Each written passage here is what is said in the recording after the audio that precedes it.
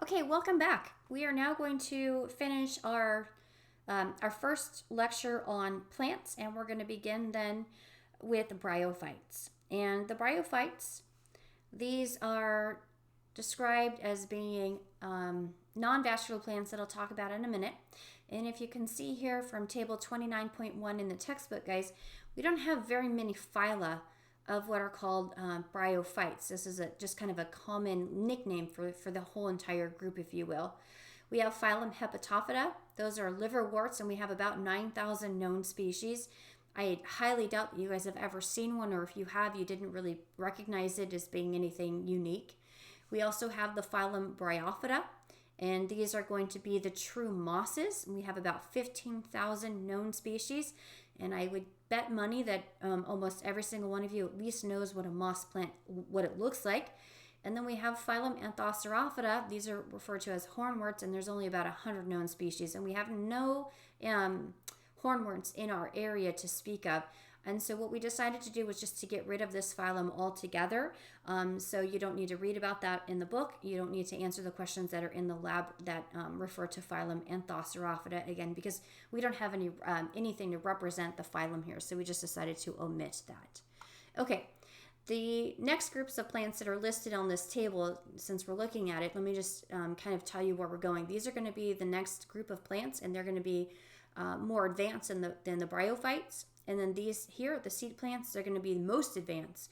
And so we're going to take our next lecture to talk about these, and then the lecture after that to talk about these guys here. So for today, we're only going to focus on your non-vascular bryophytes, phylum Hepatophyta and the phylum Bryophyta. And by the way, it is very important that you know the names of the phyla because that will show up on quizzes and exams. Okay, so what makes a bryophyte a bryophyte? So as I mentioned, bryophytes are non-vascular, which means that they don't have any vascular tissues. So maybe in your previous educational experience, you recall hearing the terms xylem and phloem.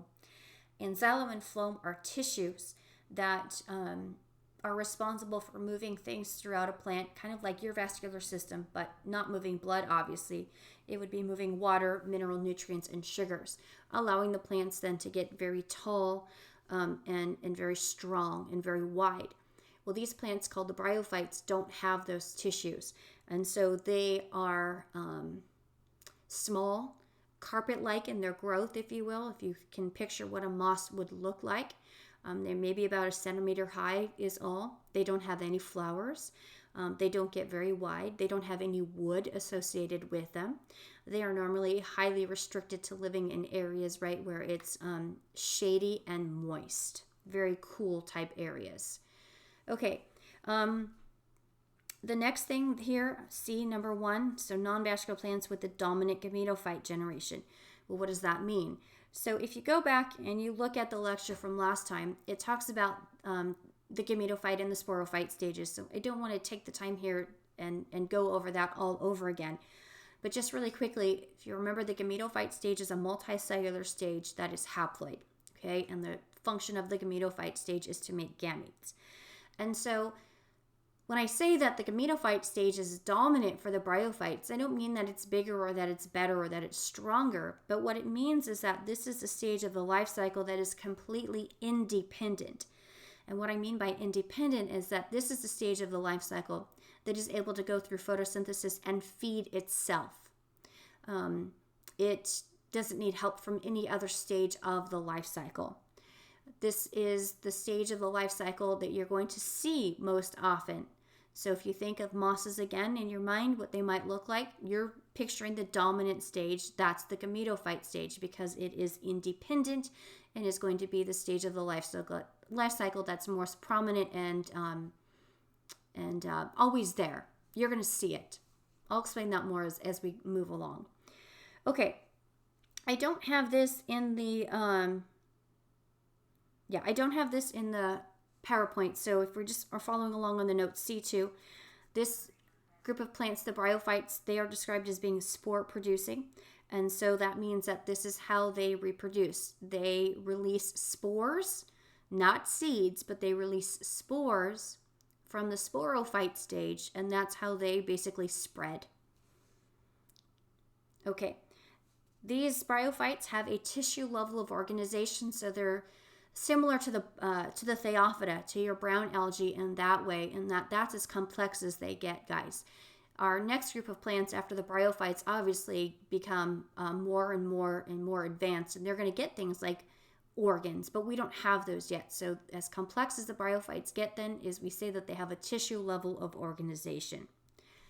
Okay, they are still dependent upon water for reproduction, and the reason why that is true is because their sperm cells are flagellated. And we've talked about flagella a little bit in both the prokaryotes and the protists, and they are the same thing here in the group for the plants. But any cell that is flagellated, right, the flagella is used for locomotion. That means then that has to be in some sort of an aqueous or an aquatic environment. So literally, the sperm cells from the bryophytes have to swim through water to reach the egg cell. I'm not talking about large amounts of water or copious amounts of water. Morning dew or a couple of raindrops is sufficient, okay? But nevertheless, water is required. Okay, the sporophyte stage here for this group then is going to be the dependent stage, and that means that it is short-lived and it's completely dependent upon the gametophyte for food. It cannot photosynthesize and take care of itself on its own. The sporophyte typically, there's a few exceptions here, but typically a sporophyte in this group has three parts to it: a foot, a stalk, or a capsule. Capsule, fancy name for a capsule, is a sporangium. And I mentioned the term sporangium in the previous lecture about plants. And I said that the sporangium then is a structure that is used to make spores. So if I come over here, the sporo part right here is spores. Angium means holder or container of. So the sporangium is the structure that makes spores and typically then is referred to as a capsule. So capsule and sporangium in this case, guys, are going to be synonymous with one another. Okay, I have in your notes there on 5 one other term that I don't have here in the lecture slides, and it says sterile jacket. So anytime that you're going to look at pictures or micrographs of a sterile jacket, the sterile jacket then is going to be a layer of cells that is there simply to protect whatever is being made inside of it, whether it's spores like in the sporangium or gametes like in the gametophyte, but it has nothing to do with making those structures. It's just simply there for protection, i.e. sterile jacket. Okay, so what we're going to look at then are, again, the two of the three groups of our non-vascular plants referred to as bryophytes. So we're going to take a peek at these guys here, the liverworts. They are in the phylum Hepatophyta. And then we're going to take a look at these guys here, are mosses, and they are in the phylum Bryophyta. Now, what I want to make sure that you understand is that we call all of these plants right here bryophytes, generically speaking, but there is only one phylum of Bryophyta, and that's going to be your mosses. So pay attention. If I say bryophyte, then that's going to be both of these phyla. If I say Bryophyta, then that's only this phylum right here. So you got to really pay attention to detail and the spelling of the words. Okay, so the first group, phylum Hepatophyta, and the common term for these are liverworts. And the reason why they have the term liverworts is because whoever discovered these thought that this stage of the plant right here, this is actually gametophyte stage, right, kind of look like lobes of a liver. And there you go, you got the term liverwort. Now, when you're looking at this, you can see that these are two different species of liverworts here. Okay, you do not need to know the name of the genus. We're just going to go down to phylum. But they have very thin green leafy bodies, and they don't grow tall or wide, again, because they lack that vascular tissue that allows plants to do that. But they do kind of grow over the soil surface like carpet, and their green leafy bodies are referred to as a thallus. So that's going to be that term right there, okay? So they're either just going to kind of carpet the soil, or they can grow over a body of water, because they're still not that far advanced from a green algae. the charophytes, but they can grow over the surface of water that doesn't move. So a very still body of water. And the thallus, what I want you guys to know, because it's just tissue, right? There's no organs here, is that the below ground and the above ground parts are all the same. So there's no true roots or anything like that. These plants are thin enough that simple diffusion and osmosis allows for the movement of water and gases and things like that. Okay, so that takes me to B then, where it says that they lack stomata, and I just mentioned that because the tissue here and the thalli of the plants is so thin, and because they're in moist environments, that allows for simple diffusion of gases to move in and out, and simple osmosis to allow for water to move in and out. So they don't actually need the stomata. Okay, our gametangia for the first group, or for this group rather, for Hepatophyta, look like this. So this is very similar to the picture that I showed in the previous slide when I was just, the previous lecture when I was just talking about gametangia. This is going to be the archegonium. This is the female. So in between these little fingers are where the egg cells are made. And then over here, this is going to be an antheridium. And so under kind of this flat portion on the underside there, that's where the sperm cells are going to be made.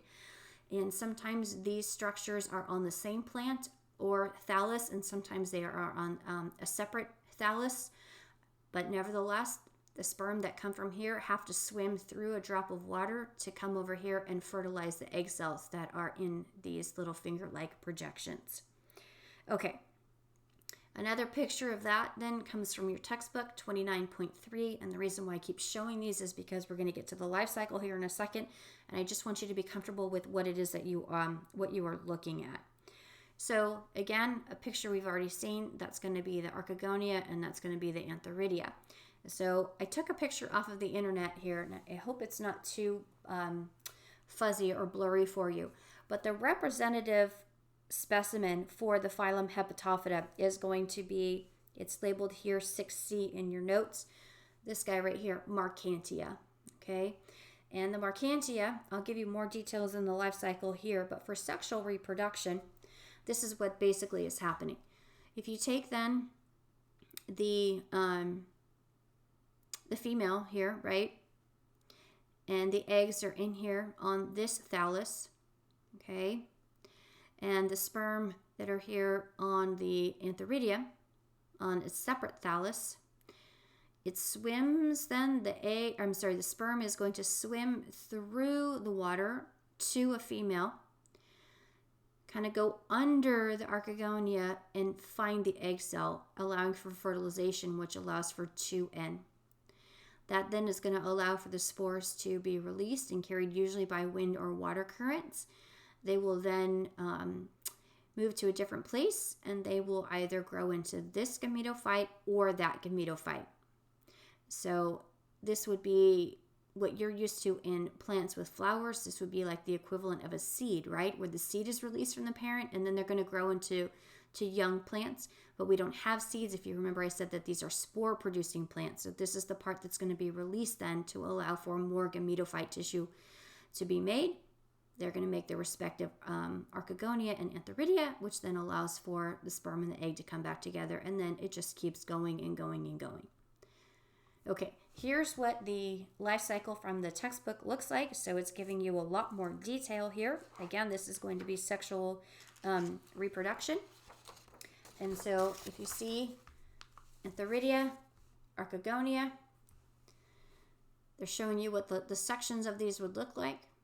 Here's a sperm cell. The sperm cell looks nothing like animal sperm, but it's still going to be a flagellated cell.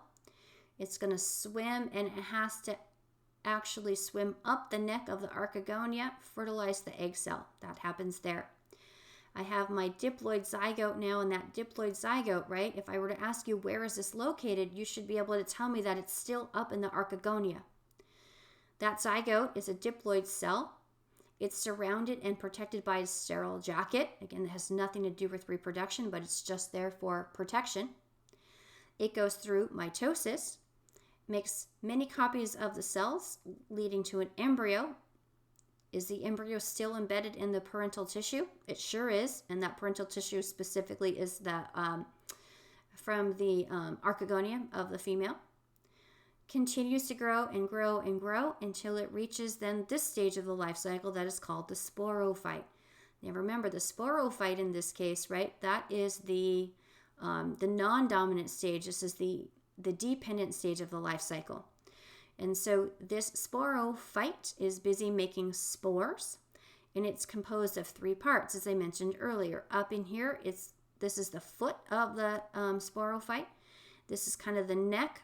The lines are off a little bit, guys, but this line should come over here. This is the neck. And then this is going to be the capsule or the sporangium. So the foot is embedded in gametophyte tissue, and that gametophyte tissue would be like this tissue right over here, right from the archegonium.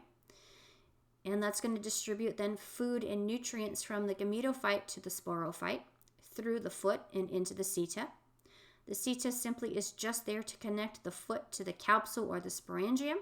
And if I ask you what is the function of the capsule or the sporangium, you should be able to tell me that that is busy making spores.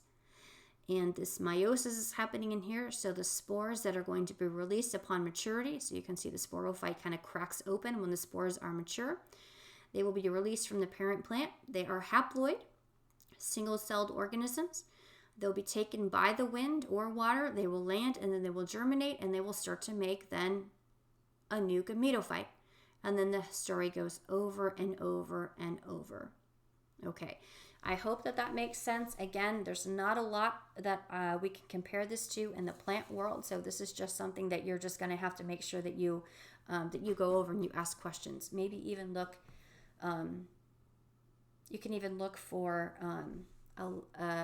animation if you'd like. Okay, so this is going to be similar to what you guys are going to be doing in the lab for this group. So this is Marchantia still. This is a micrograph of an archegonium. So here's the stalk, if you will. Here's the finger-like projection, and then these are the archegonia with the respective eggs. So assume that sperm from an antheridium swam up the neck of the archegonium, fertilized the egg cell. That's going to give us a zygote.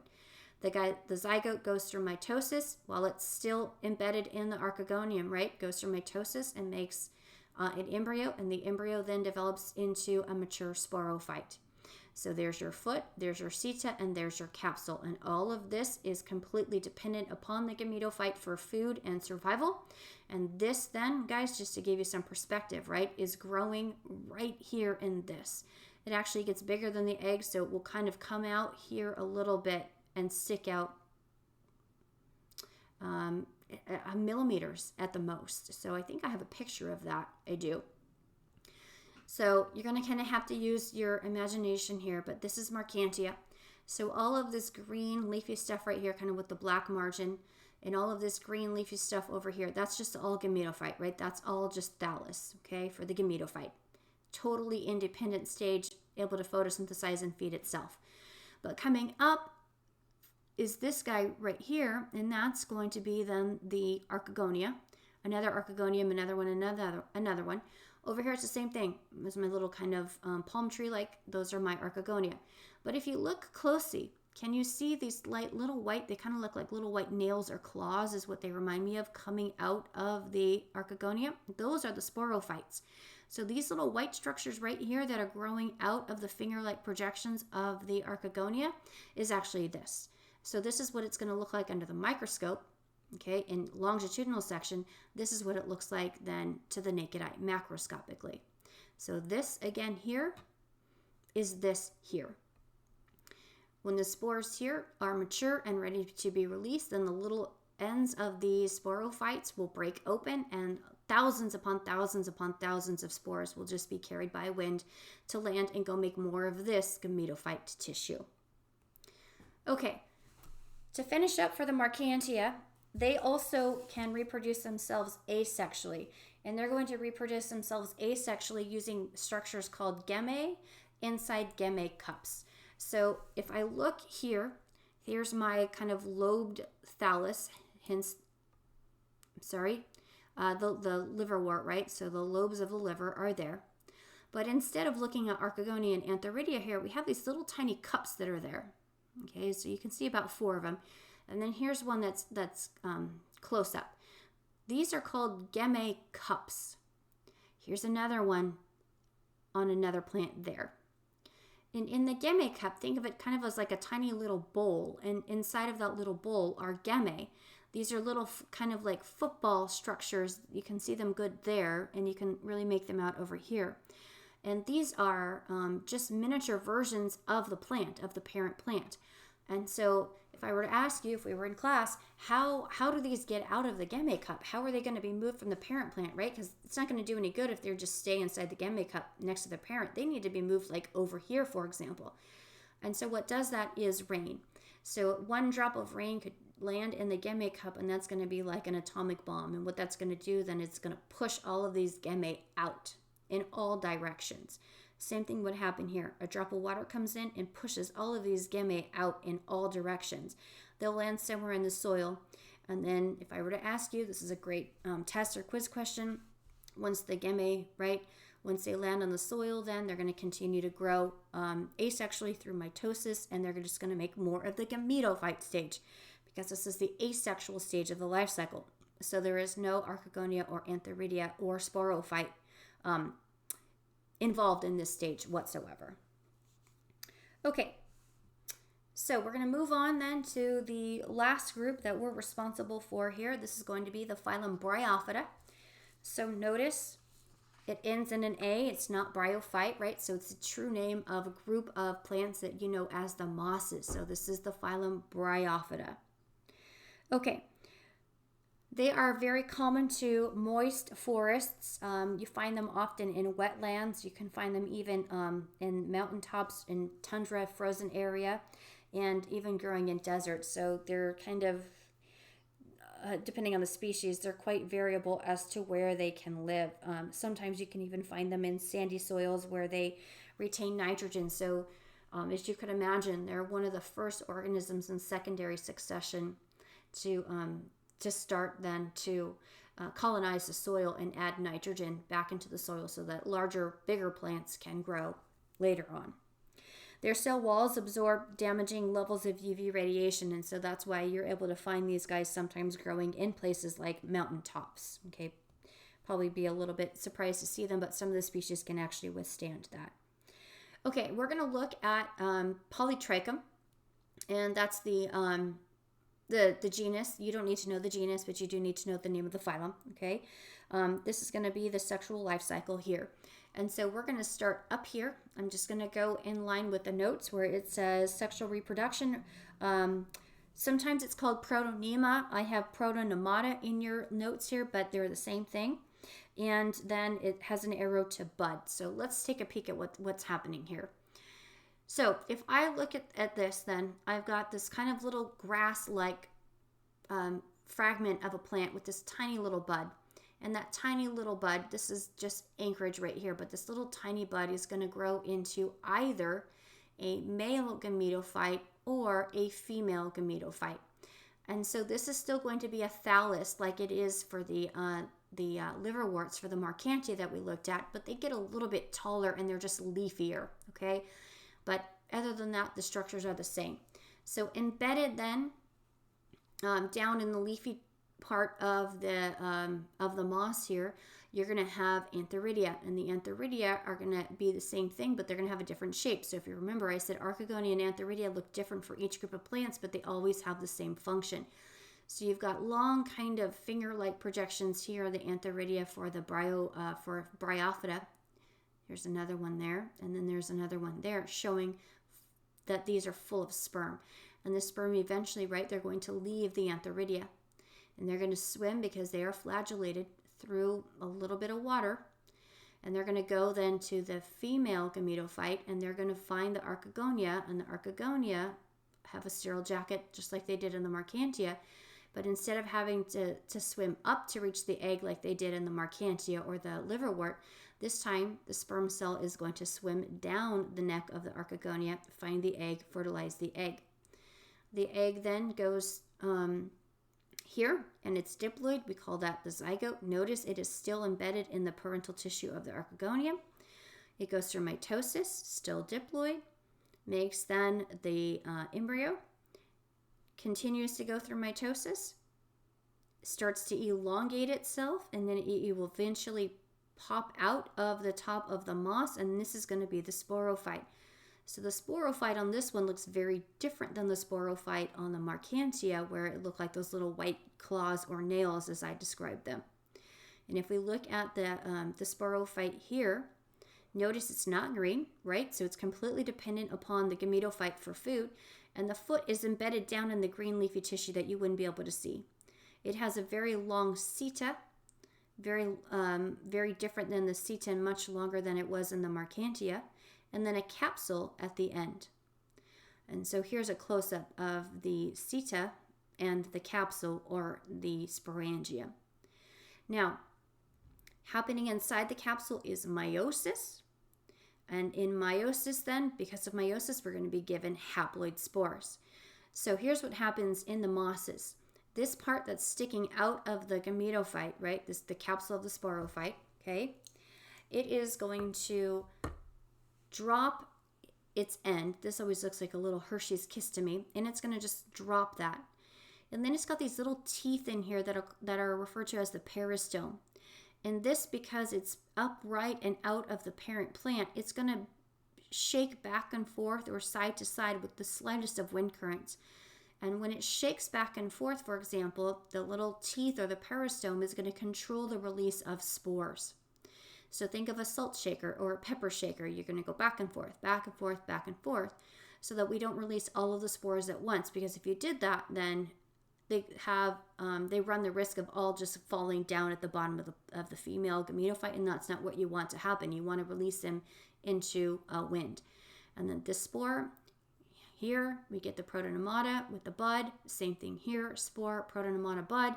And they are not bisexual because they have separate sexes for the male and the female gametophytes. Okay, so hopefully that is clear for you. Now, I found a video specifically for the Bryophyte life cycle. If you've never watched Crash Course, you should go look on YouTube at his videos. He talks really fast, but he's very interesting.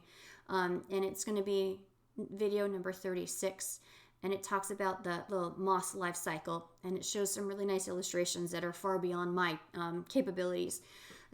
Stop watching at about 7 minutes and 44 seconds because it's the very end of the video, but he does go on a little while longer to talk about alternation of generations in plants that we have not yet gotten to. And so to reduce confusion, I would just stop it there. And there's the link. Okay, so here is just trying to show you a close-up then from your textbook, figure 29.8 of what's going on. So if I were to ask you, what is all this green leafy stage of the life cycle, you should be able to tell me that that's the gametophyte. It's multicellular, and it's haploid in its ploidy level. It is completely independent in that it makes its own food source, and that's the part of the plant stage that you're going to see most of the time. Once in a while, you'll see the sporophytes coming up and out of it. And actually, if we were having class, I would bring some in because my front yard has a bunch of these right now. It takes, on average, 2 to 3 months for the sporophyte to grow and develop. So this is not something that happens overnight. So the foot would be embedded down here, which we can't see. Here's its very long seta to get this capsule or the sporangium of the sporophyte stage up. And so that increases, right? The taller that they are, see they're different heights. That's going to then allow for these spores to be carried by the wind up here and these spores to be carried by the wind down there. So all it's trying to do is maximize then the dispersion of its spores.